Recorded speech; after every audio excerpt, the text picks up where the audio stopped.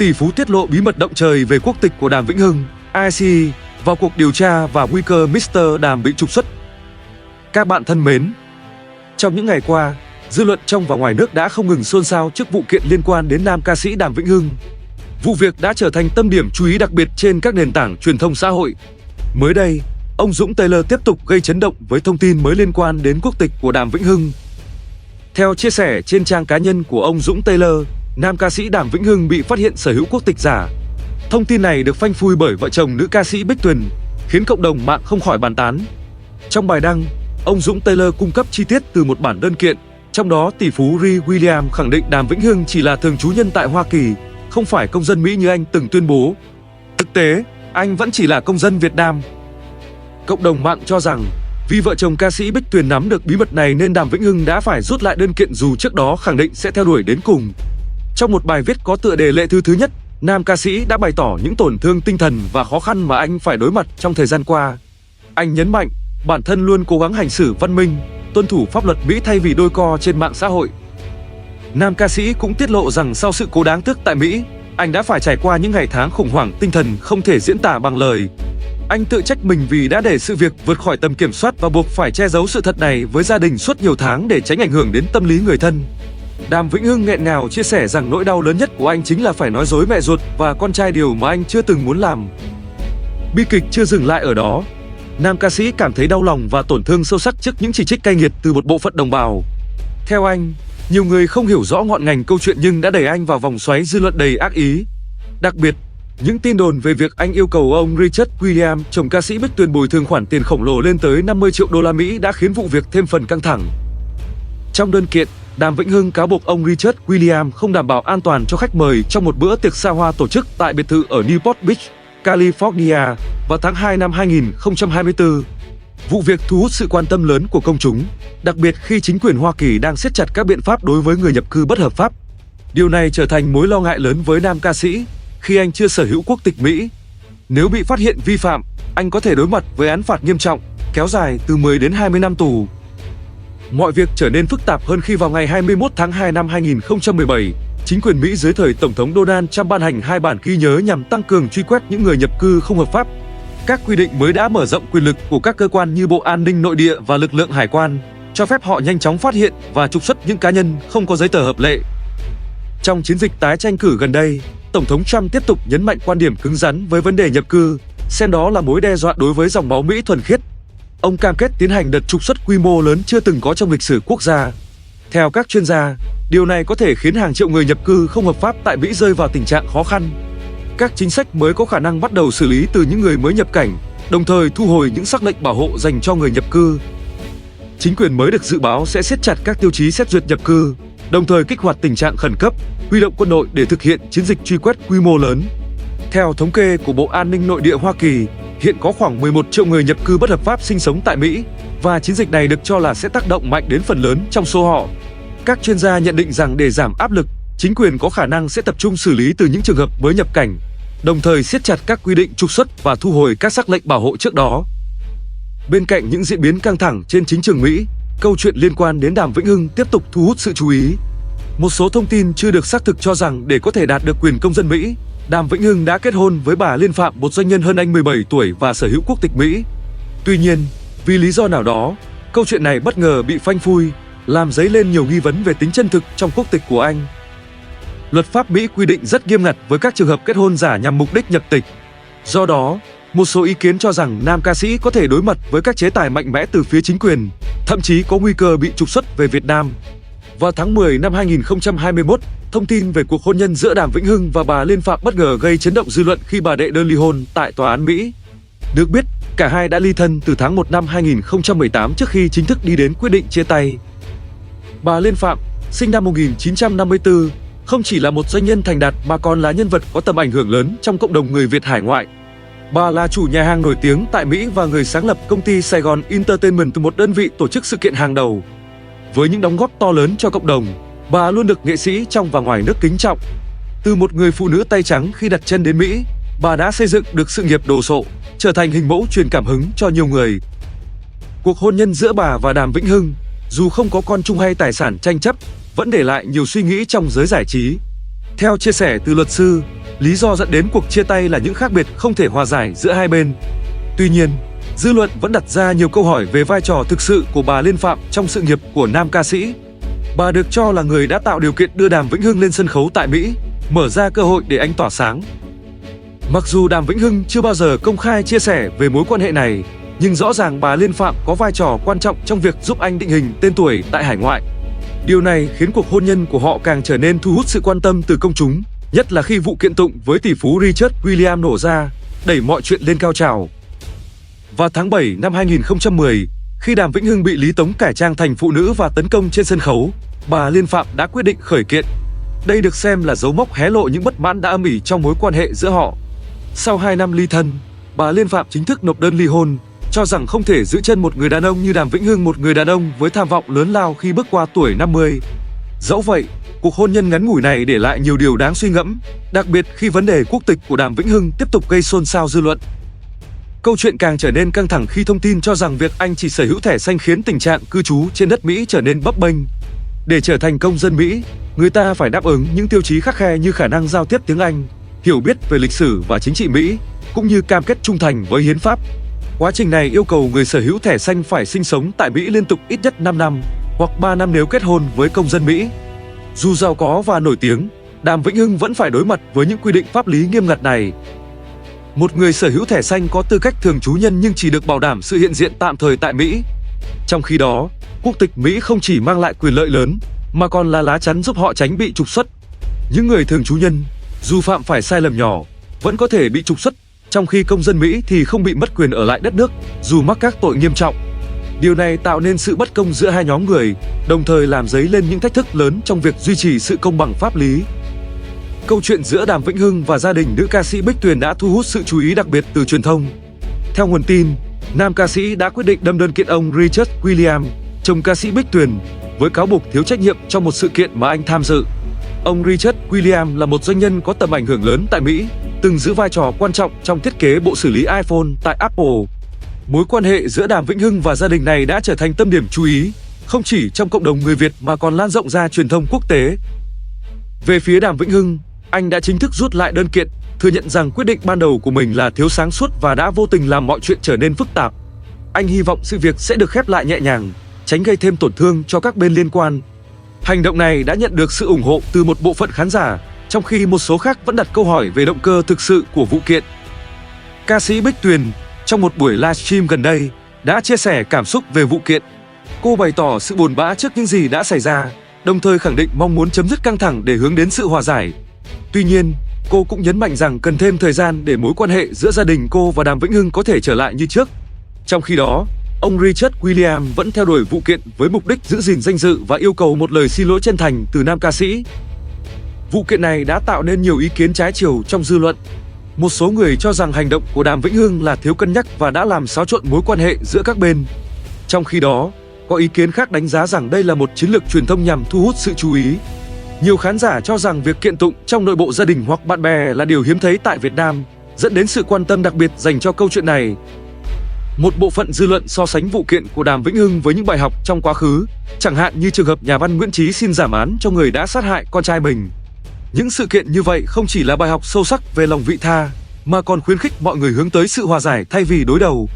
Tuy nhiên, trong vụ việc này, sự phức tạp trong mối quan hệ và các yếu tố pháp lý khiến dư luận khó lòng đưa ra phán xét công bằng. Trong phần bình luận trên mạng xã hội, nhiều đồng nghiệp và bạn bè của Đàm Vĩnh Hưng bày tỏ hy vọng về một kết thúc tốt đẹp, đồng thời gửi lời động viên nam ca sĩ sớm tìm lại sự bình yên. Một số nghệ sĩ còn nhấn mạnh tầm quan trọng của việc duy trì mối quan hệ hòa hảo giữa những người trong cùng ngành nghề, thay vì để những mâu thuẫn cá nhân làm rạn nứt tình bạn. Vụ kiện này cũng khiến nhiều người đặt câu hỏi về các rủi ro pháp lý khi mời bạn bè hoặc người thân đến nhà chơi. Một số ý kiến lo ngại rằng việc tổ chức các buổi gặp gỡ xã hội có thể dẫn đến những rắc rối không lường trước, thậm chí gây ra tranh chấp tài chính hoặc kiện tụng không đáng có. Phía ông Richard Williams và ca sĩ Bích Tuyền khẳng định rằng mục tiêu của vụ kiện không liên quan đến lợi ích vật chất, mà nhằm bảo vệ danh dự và tìm kiếm sự tôn trọng từ các bên liên quan.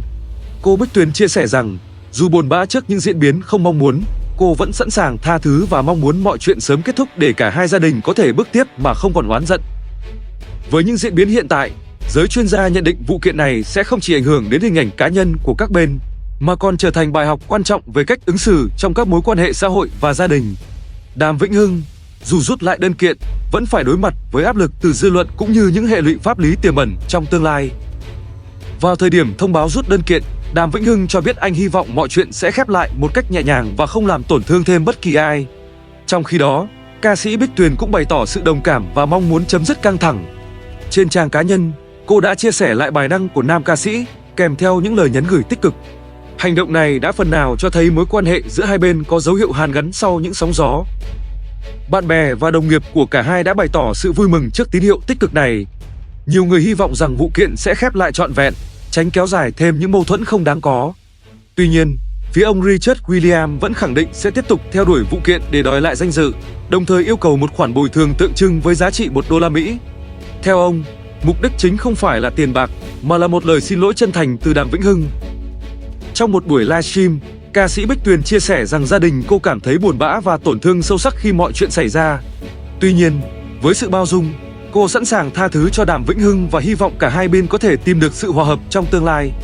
Cô cũng nhấn mạnh rằng mối quan hệ giữa gia đình cô và Đàm Vĩnh Hưng cần thêm thời gian để chữa lành hoàn toàn. Bên cạnh đó, một số người đặt nghi vấn rằng vụ kiện này có thể là một chiêu trò truyền thông nhằm gây chú ý. Tuy nhiên, ca sĩ Bích Tuyền đã mạnh mẽ phủ nhận, khẳng định rằng gia đình cô không cần phải sử dụng những cách như vậy để thu hút sự quan tâm. Cô chia sẻ rằng cuộc sống của gia đình mình đầy đủ và không thiếu thốn gì, nên không có lý do gì phải tạo ra tranh cãi để trục lợi. Phía Đàm Vĩnh Hưng cũng cho biết anh không có ý định tái khởi kiện và mong muốn mọi chuyện dừng lại tại đây. Anh thẳng thắn thừa nhận rằng trong cuộc sống, không phải quyết định nào cũng chính xác, và đôi khi, sự mất bình tĩnh có thể dẫn đến những lựa chọn sai lầm. Anh bày tỏ hy vọng rằng mọi người có thể thông cảm và hiểu cho hoàn cảnh khó khăn mà anh đang trải qua. Dương Triệu Vũ, người bạn thân thiết của Đàm Vĩnh Hưng, cũng lên tiếng bày tỏ sự ủng hộ. Trong một bài viết, anh nhấn mạnh rằng điều quan trọng nhất là tìm lại sự bình yên trong tâm hồn.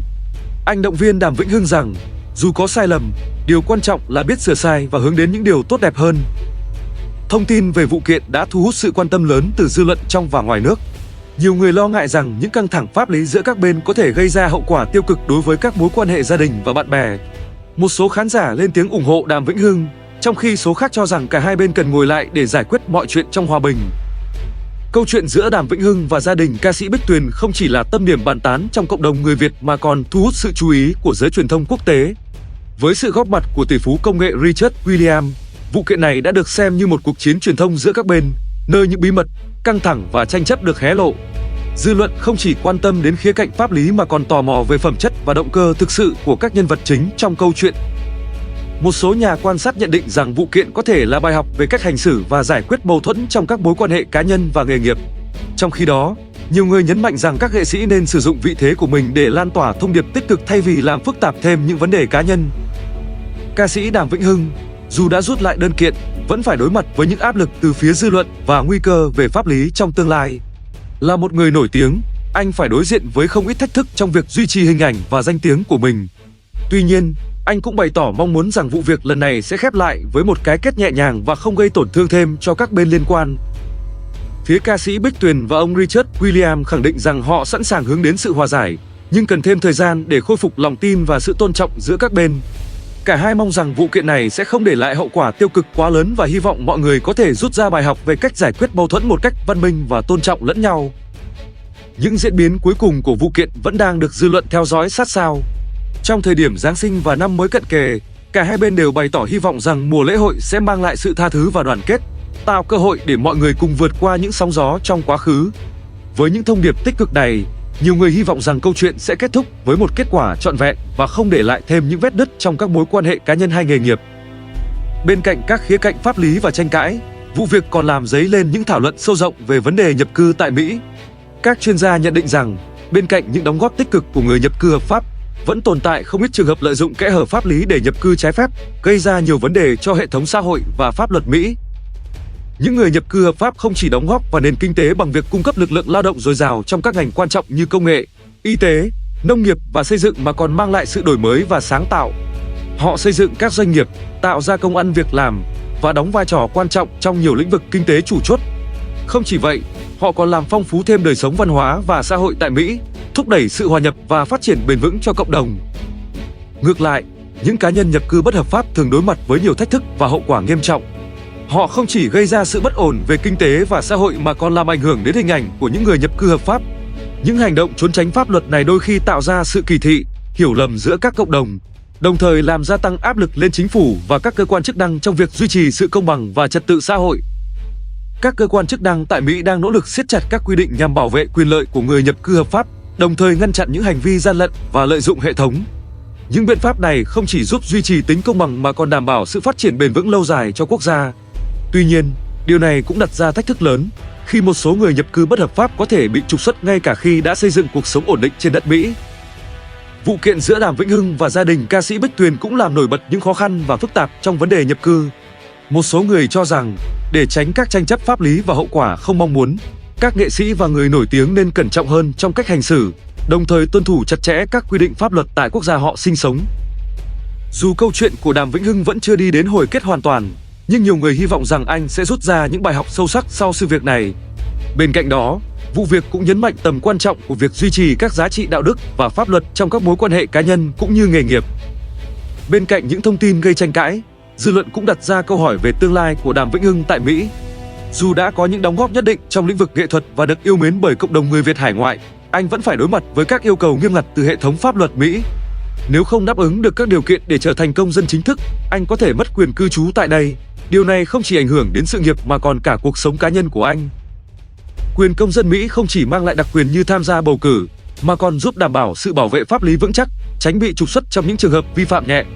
Tuy nhiên, với những người chỉ sở hữu thẻ xanh, việc duy trì sự hiện diện tại Mỹ phụ thuộc nhiều vào việc tuân thủ các quy định nhập cư và pháp luật.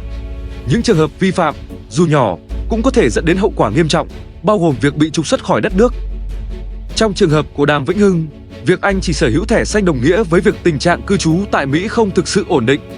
Những diễn biến pháp lý gần đây, từ vụ kiện với ông Richard Williams đến các nghi vấn xung quanh quốc tịch, đã làm phức tạp thêm tình hình của anh. Dù nổi tiếng và có sức ảnh hưởng lớn, anh vẫn phải đối mặt với những thách thức chung mà mọi người nhập cư khác gặp phải, đặc biệt khi không có quốc tịch Mỹ làm lá chắn bảo vệ. Cộng đồng mạng tiếp tục theo dõi sát sao vụ việc, với nhiều ý kiến trái chiều. Một số người bày tỏ sự ủng hộ và động viên Đàm Vĩnh Hưng vượt qua khó khăn, trong khi những người khác lại đặt câu hỏi về cách anh xử lý các vấn đề cá nhân, đặc biệt trong bối cảnh sống và làm việc tại một đất nước có luật pháp nghiêm ngặt như Mỹ. Các chuyên gia pháp lý cũng lên tiếng, cho rằng vụ kiện này là bài học cảnh tỉnh cho những ai đang sống tại nước ngoài, đặc biệt là những người nhập cư, cần hiểu rõ và tuân thủ luật pháp địa phương. Đồng thời, họ nhấn mạnh rằng việc xây dựng hình ảnh cá nhân trong mắt công chúng không chỉ dựa vào tài năng mà còn phụ thuộc vào cách hành xử trong cuộc sống và sự tuân thủ các giá trị pháp luật, đạo đức. Dù vụ kiện giữa Đàm Vĩnh Hưng và gia đình ca sĩ Bích Tuyền đã khép lại, nhưng những dư âm của nó vẫn còn vang vọng. Những vấn đề liên quan đến pháp luật, nhập cư và mối quan hệ giữa các nghệ sĩ đã làm nổi bật nhiều khía cạnh đáng suy ngẫm trong xã hội hiện đại.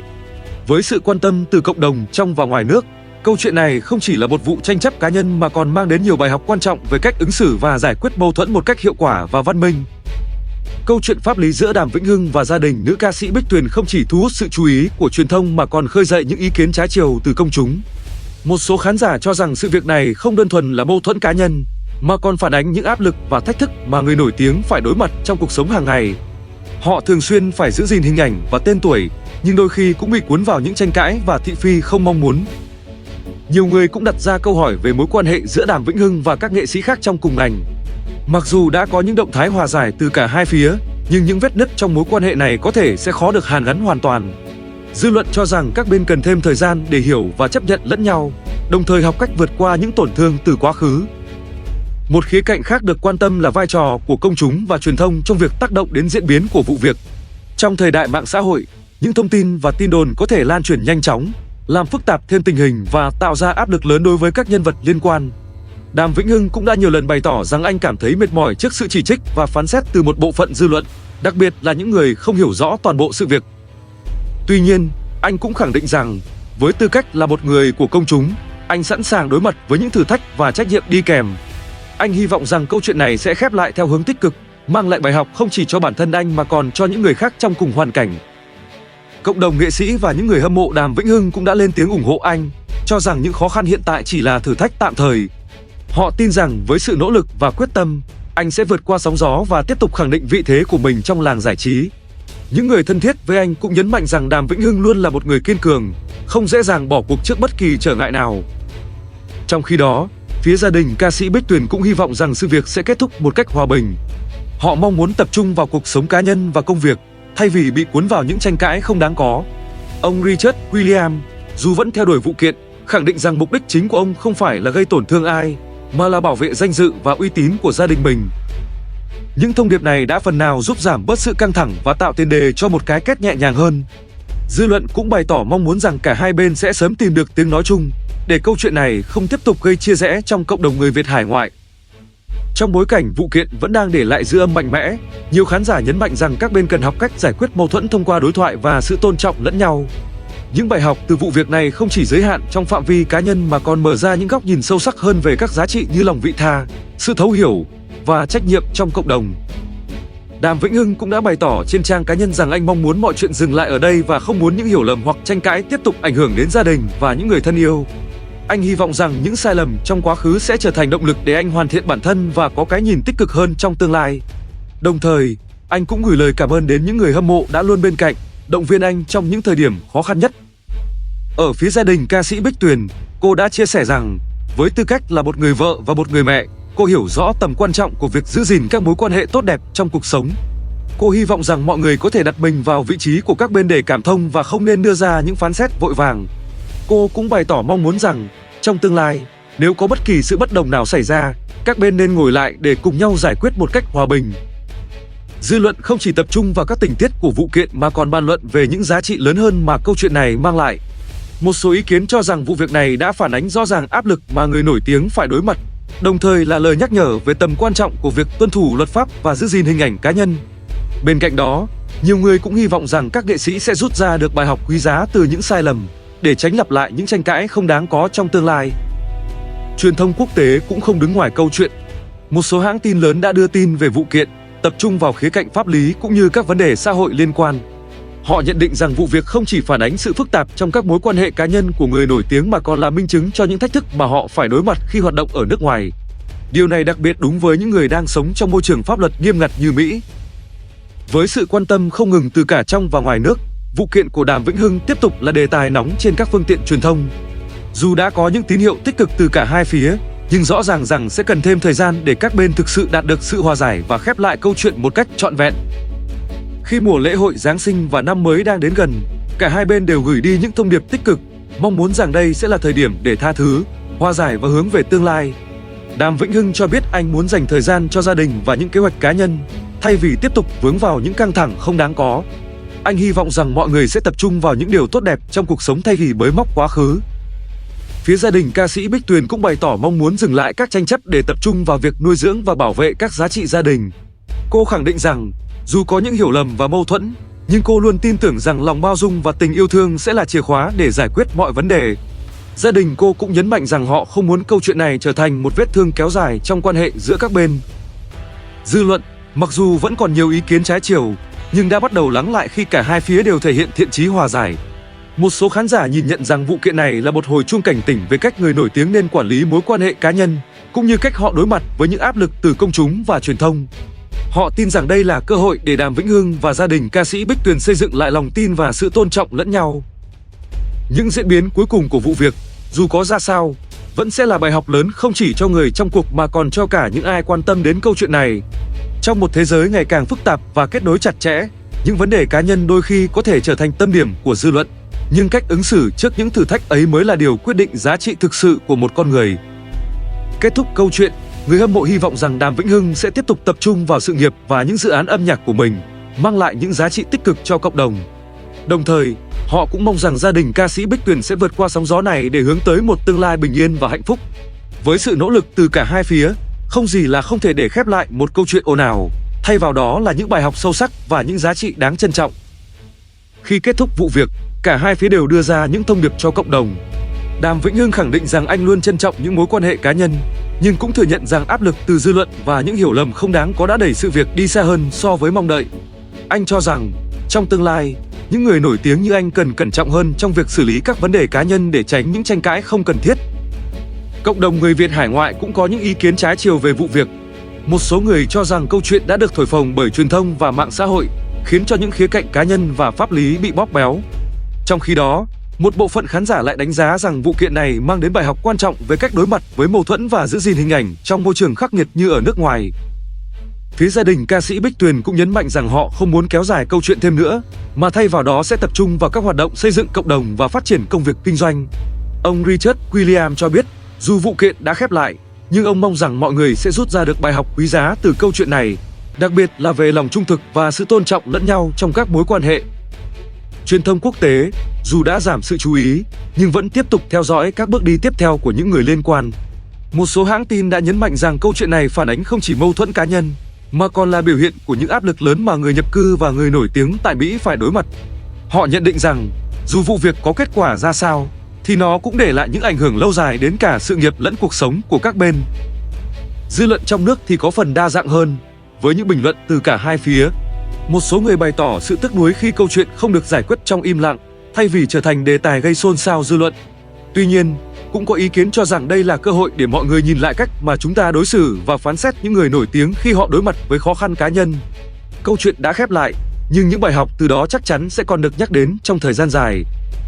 Cuối cùng, Đàm Vĩnh Hưng bày tỏ mong muốn rằng mọi sóng gió sẽ sớm qua đi, để anh có thể tiếp tục tập trung vào sự nghiệp và những kế hoạch mới. Anh gửi lời cảm ơn đến những người đã luôn ủng hộ và đứng về phía anh trong suốt quãng thời gian khó khăn này. Với một người đã quen đối mặt với dư luận, Đàm Vĩnh Hưng hy vọng rằng anh sẽ sớm lấy lại thăng bằng và tiếp tục khẳng định vị trí của mình trong làng giải trí. Cảm ơn quý vị và các bạn đã dành thời gian theo dõi câu chuyện đầy cảm xúc và những góc nhìn thú vị mà chúng tôi đã chia sẻ. Qua vụ việc này, chúng ta không chỉ thấy được những khía cạnh pháp lý phức tạp mà còn hiểu thêm về những giá trị của lòng bao dung, sự hàn gắn và tôn trọng lẫn nhau trong cuộc sống. Nếu quý vị cảm thấy nội dung hữu ích và ý nghĩa, hãy ủng hộ kênh Thế Giới Tinh Hoa bằng cách nhấn nút đăng ký, bật chuông thông báo để không bỏ lỡ những câu chuyện độc đáo và những thông tin hấp dẫn khác. Đừng quên chia sẻ video này với bạn bè và người thân để lan tỏa những giá trị tốt đẹp. Sự đồng hành của quý vị chính là nguồn động lực to lớn để chúng tôi tiếp tục mang đến những nội dung chất lượng hơn nữa. Chân thành cảm ơn và hẹn gặp lại trong những video tiếp theo trên kênh Thế Giới Tinh Hoa.